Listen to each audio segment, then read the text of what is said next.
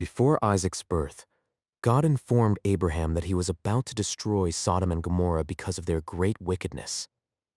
Abraham interceded boldly, asking God whether he would spare the city for 50 righteous people, then 45, then 40, 30, 20, down to 10. God agreed each time, but 10 righteous people could not be found.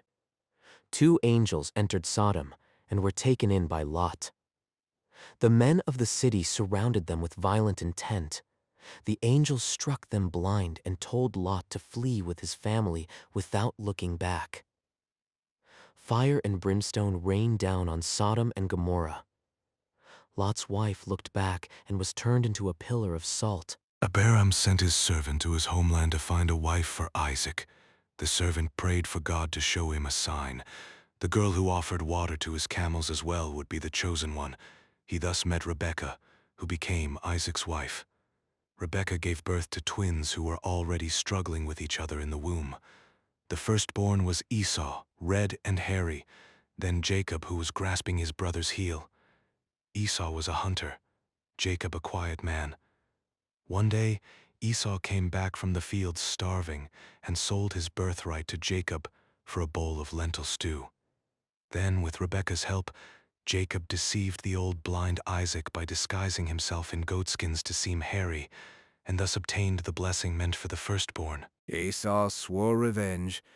Jacob fled and during his journey dreamed of a ladder reaching to heaven, with angels ascending and descending. God renewed with him the promise made to Abraham. He arrived at his mother's family, where he fell in love with Rachel. He worked 7 years to win her hand in marriage, but his uncle Laban deceived him by placing Leah, the oldest sister, beside him instead. Jacob worked another 7 years to have Rachel as well. From the 2 wives and their servants 12 sons were born, the patriarchs of the 12 tribes of Israel. Before returning home, Jacob wrestled all night with a mysterious divine being, who in the end blessed him and changed his name to Israel, meaning, he who has struggled with God. Jacob loved Joseph more than his other sons and had given him a multicolored tunic. The brothers, jealous, threw him into a cistern and then sold him to Ishmaelite merchants who brought him to Egypt. They took Jacob the tunic soaked in a goat's blood, making him believe Joseph had been torn apart by a wild beast. In Egypt, Joseph was sold to Potiphar, an officer of Pharaoh. Potiphar's wife tried to seduce him. When Joseph refused, she falsely accused him, and he was thrown into prison. But God was with him. In prison, he interpreted the dreams of Pharaoh's cupbearer and baker. When Pharaoh had 2 disturbing dreams, 7 fat cows devoured by 7 lean cows, and 7 full ears of grain swallowed by 7 withered ones, the cupbearer remembered Joseph. Joseph interpreted the dreams. 7 years of abundance, followed by 7 years of famine.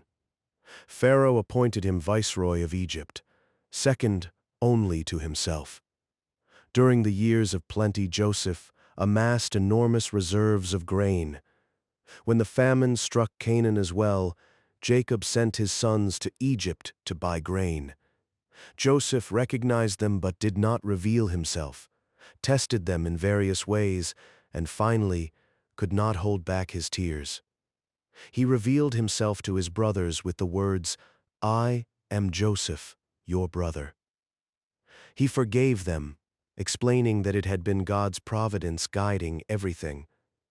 He also brought his elderly father Jacob to Egypt, who before dying blessed all his sons, and then also Joseph's sons, Ephraim and Manasseh. Jacob died in Egypt at 150 years of age, and Joseph had his body embalmed and buried in the land of Canaan as promised.